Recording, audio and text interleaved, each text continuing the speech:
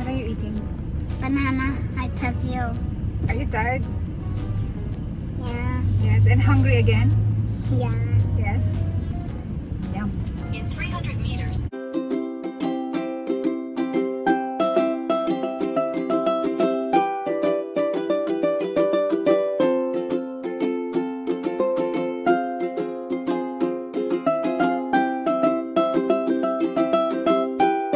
Buenos dias. ¿Qué tal ustedes? Hi guys. For today's vlog, we'll be heading out to Dubai Safari Park. Are you excited, Amber? Yes! What do you want to do at the park? I want to feed a giraffe. Oh, that's nice. Alright. Actually, we've been told that this is the best time to visit habang hindi pa ganun ka-init. So the weather would be perfect. We'll be sharing with you some tips on what to bring, how much does the ticket cost, and is it really worth the visit? So we'll all find out. So stay tuned and enjoy this wonderful wildlife adventure with us. Bene, pasya kita!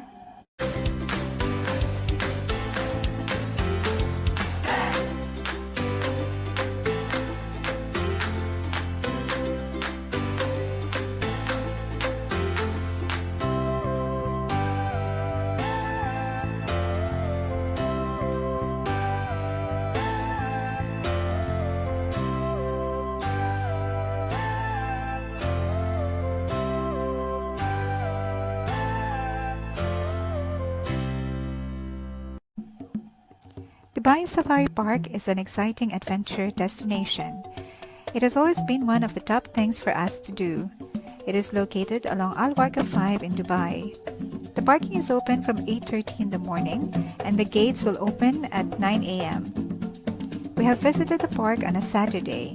It was quite hot that day, so best to carry an umbrella, don your hats, and wear comfortable shoes and clothing. You'll find water cooling fans and washrooms throughout the park, which was nice. You can carry water bottles, but no outside food is allowed except for baby food.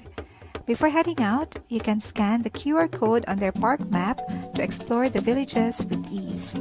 I highly recommend you to book your tickets online to avoid queuing. As you scan to enter the park, make sure you save your ticket to scan. Ticket is currently priced at 50 dirhams for adults and 20 dirhams for kids. If you want Safari and Explorer Village, the ticket is 85 dirhams for adults and 30 dirhams for kids. Entry at the park is free for kids under the age of 3. The park is divided into main zones: Explorer Village with Safari, African Village, Arabian Village, and Asian Village. In each of these zones, you'll find animals native to these regions. They also have a kids farm where children get to know their traditional farm animals. The African Village is the biggest and it houses some of the world's largest and smallest land mammals. The Reptile House features an extensive collection of snakes and other reptiles from all around Africa.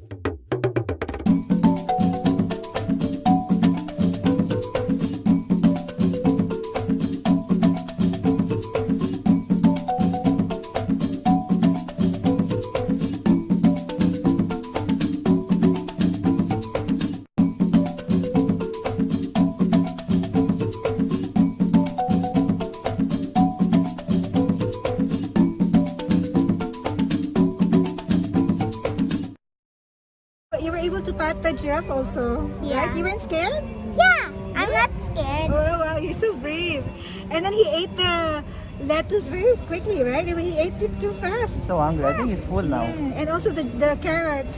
Yeah, he eat the whole thing. Did you have fun? Yeah, Yeah. Was it the best part? Is it the highlight so far? yeah. Yeah, you like it? You Yeah. enjoy it? Very good. There's a bus stop. The bus. Here comes the bus. Pick up us, speed. Open, open, open, open, open, open.